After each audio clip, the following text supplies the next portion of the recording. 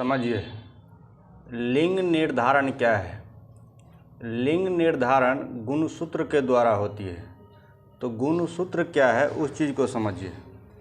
कोशिका विभाजन के समय ये तंतु छोटे मोटे और अस्पष्ट दिखने लगते हैं, तब इन्हें गुणसूत्र कहते हैं। सबसे पहले आप इस चीज़ को समझिए कि कोशिका किसे कहते हैं।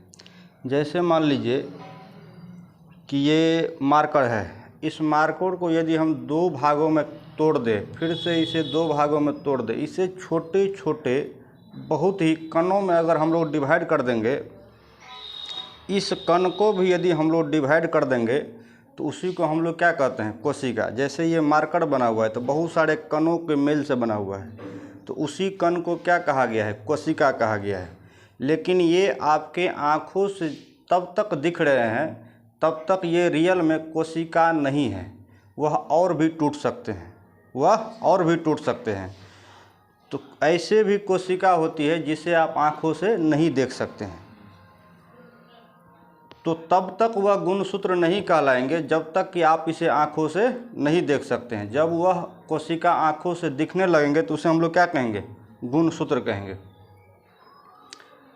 गुणसूत्र की खोज 1875 ईस्वी में स्ट्राउस-बर्गर ने किए थे, लेकिन 1888 से 1889 ईस्वी में वाल्टेयर ने इसी गुणसूत्र का नाम क्रोमोसोम शब्द से प्रयोग किया। तो इसमें क्वेश्चन आपसे पूछा जा सकता है कि गुणसूत्र को क्रोमोसोम नाम देने वाले वैज्ञानिक का क्या नाम था। तो वाल्टेयर। क्या नाम था, वाल्टेयर।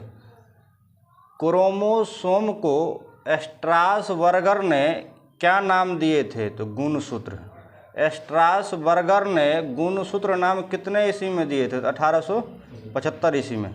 वाल्टेयर ने गुणसूत्र को क्रोमोसोम कब कहा, तो 1888 से 1889। यानी ये कन्फर्म नहीं है कि 1888 में कहा है या 1889 में, इसीलिए ये दोनों ईस्वी आपको ऑप्शन में भी रहता है, 1888 से 1889। गुणसूत्र के द्वारा ही माता पिता का लक्षण बच्चे में जाते हैं। अब समझिए ये लक्षण क्या है। टोटल मनुष्य में गुणसूत्र कितने, तो 46, कुल संख्या 46। जोड़े की अगर बात करेंगे तो कितना है, 23 जोड़े। आप 10th में भी याद किए होंगे। मनुष्य में कुल गुणसूत्रों की संख्या कितनी, तो 46। अगर जोड़े में बात करेंगे तो 23 जोड़े तक। कितने जगह जोड़े में पूछे जाते हैं और कितने जगह संख्या में पूछी जाती है, तो आप लोग याद रखिएगा। अब ये लक्षण क्या है उस चीज़ को समझिए। जैसे मान लीजिए किसी के माता और पिता का बाल है काले और माता का बाल है भूरे, तो बच्चे को जन्म लेने के लिए 23 गुणसूत्र मेल से और 23 गुणसूत्र फीमेल से चाहिए। दोनों का गुणसूत्र जब मिलते हैं तो बच्चे का क्या होते हैं, जन्म होते हैं। तो अब इस बच्चे का जो लक्षण जाते हैं माता और पिता पे, वह क्यों जाते हैं, तो 23 जोड़ा 23 इनसे और 23 माता से। माता का बाल समझ लीजिए भूरे है और पिता का बाल क्या है, काले है। अब ये दोनों के गुणसूत्र जो मिले हुए हैं, तो जिसका गुणसूत्र ज़्यादा प्रभावशाली होंगे, जिनका जीन ज़्यादा प्रभावशाली होंगे, उसी के तरह बच्चे का बाल हो जाएंगे, उसी के तरह बच्चे का आँख हो जाएंगे, उसी के तरह बच्चे का नाक हो जाएंगे। आप देखते होंगे कोई सा बच्चा जो होते हैं माँ की तरह हो जाते हैं और कोई बच्चा जो है पिता की तरह हो जाते हैं। कलर में भी आप देखते होंगे, किसी के पिता यदि काले हैं और माता यदि गोरे हैं, तो देखोगे कि किसी की बहन हो गई गोरी या लड़का हो गया काले, नहीं होता है।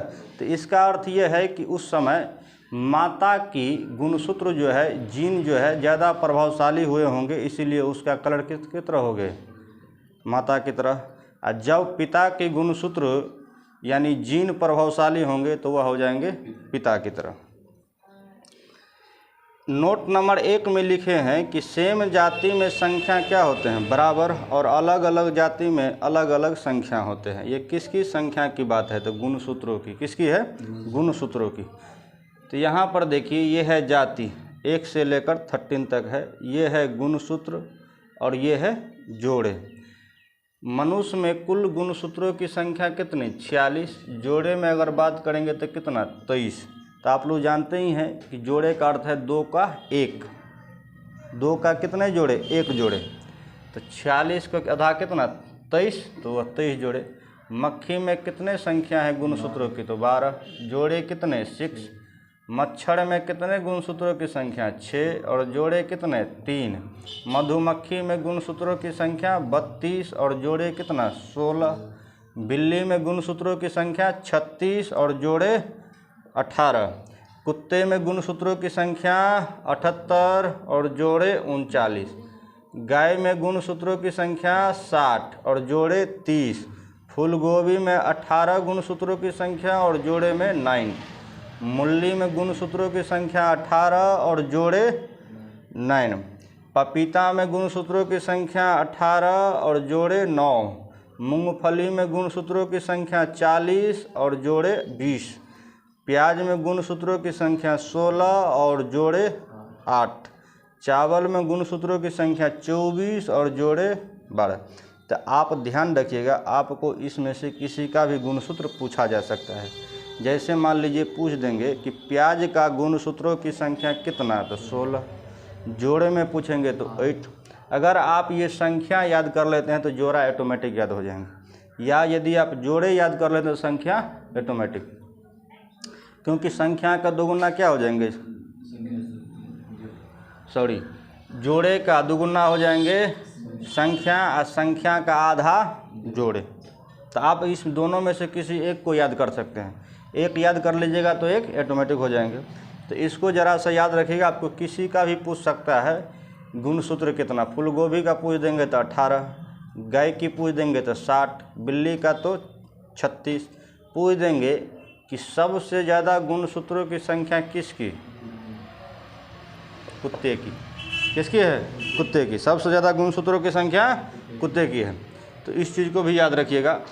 अगला समझिए, गुणसूत्र की साइज क्या है, 3 से 5 माइक्रोन। 3 से 5 माइक्रोन, तो 1 माइक्रोन बराबर कितना। यदि आप 1 में 1000 से भाग देते हैं तो वह 1 माइक्रोन के बराबर हो जाएंगे।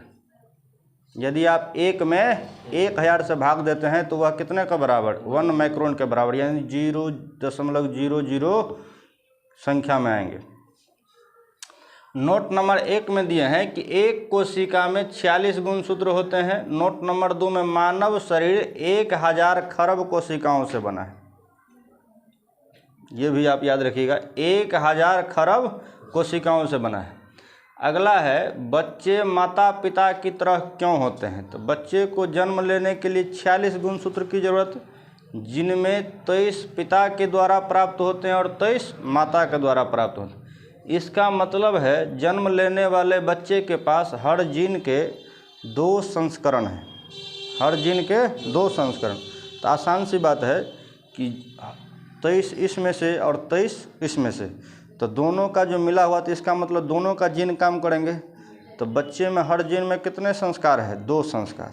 कितने, 2 संस्कार है। और वह जीन का काम क्या होता है, तो जीनों का, हर जीन का काम अलग अलग है। किसी का काम है कलर को सही करने का, किसी का काम है नाक को सीधा करने का, किसी का काम है होठ को सही बनाने का, किसी का काम है बाल उल को सही करने का, किसी का काम है कान को सही करने का। यानी जितने जीन है सबका काम क्या है, अलग अलग है। किसी को कलर मैच करना है, किसी को जो है कहाँ पर बाल देना है, कहाँ पर बाल नहीं देना है, ये काम है। किसी का जो है नाक को सीधा करना है कि नाक कहाँ पर होना चाहिए, कहाँ नहीं होना चाहिए। यानी सभी जीनों का काम क्या है, बटा हुआ है। यदि ये नहीं रहेगा तो प्रॉब्लम हो जाएगी। देना होगा नाक यहाँ, दे देगा यहाँ, देना होगा आँख यहाँ, दे देगा यहाँ, तो प्रॉब्लम क्रिएट हो जाएगी कि नहीं हो जाएगी। इसीलिए सभी जीनों का काम क्या है, अलग अलग है। किसी को कलर के लिए काम है तो किसी का बालों का काम है, किसी का नाकों का काम है। यानी जितने भी जीन है बॉडी के अंदर, सबका काम क्या है, अलग अलग है। कहाँ पर उंगली देना है, कहाँ पर नाखून देना है, कहाँ पर जो है पाँव लगाना है, कहाँ पर जो है घुमावदार चक्र लगाना है, कहाँ पर मूँछ उगेंगे, कौन फीमेल है तो फीमेल में कौन सी हार्मोन नहीं देनी होनी, कौन सा हार्मोन नहीं होना चाहिए, ये सारा काम किसका है, जीन का काम है। अगर जीन नहीं रहेंगे तो ये सब काम सही से नहीं हो पाएंगे। जैसे में 1 नंबर में कोई जीन आँखों के रंग के लिए जिम्मेदार होता है तो कोई बालों के रंग के लिए, ये हम बता दिए हैं। नोट नंबर 2 में है बच्चे में वही जीन का गुण आता है जो क्या होते हैं, प्रभावशाली होते हैं। अगला लिंग निर्धारण मनुष्यों में कुल गुणसूत्र 46, जिसमें 44 को कायिक गुणसूत्र कहते हैं और 2 को लिंग गुणसूत्र कहते हैं। तो कायिक गुणसूत्र कितने बार पूछे जाते हैं कि कायिक गुणसूत्र कितने हैं मनुष्यों में, तो ऐसे आपने याद किए थे 46, लेकिन कायिक गुणसूत्र याद रखेंगे तो 44। कितना, 44। तो यहाँ कन्फ्यूजन रहते हैं बच्चे को, इसलिए इसको याद रखिएगा कि 44 है कायिक गुणसूत्र। पूछ देंगे लिंग गुणसूत्र कितने हैं तो 2 है। इसे भी कितने भागों में बांटा गया है तो 2 भागों में, नर और मादा। नर में कौन कौन सी गुणसूत्र पाए जाते हैं तो X और Y। मादा में कौन कौन सी, X और X। ये आप लोग पहले से भी जानते होंगे। जैसे XX और XY गुणसूत्रों द्वारा लिंग का निर्धारण। यदि X और X का यदि मेल होंगे तो बच्चे क्या हो जाएंगे, यहाँ पर देखिए मादा में क्या है, डबल X। यदि X और X होंगे तो फीमेल, और X और Y का मेल हो जाएंगे तो मेल। मेल में कितने गुणसूत्र तो 2, फीमेल में भी कितने, 2। फीमेल में कौन सी गुणसूत्र पाई जाती है, डबल X, और मेल में XY। XY का मेल होंगे तो क्या होंगे, मेल, और XX का मेल होंगे तो फीमेल। अगला है आपका मक्खी। मक्खी में भी XX और XY। XY किस में, नर मक्ख, और XX फीमेल में।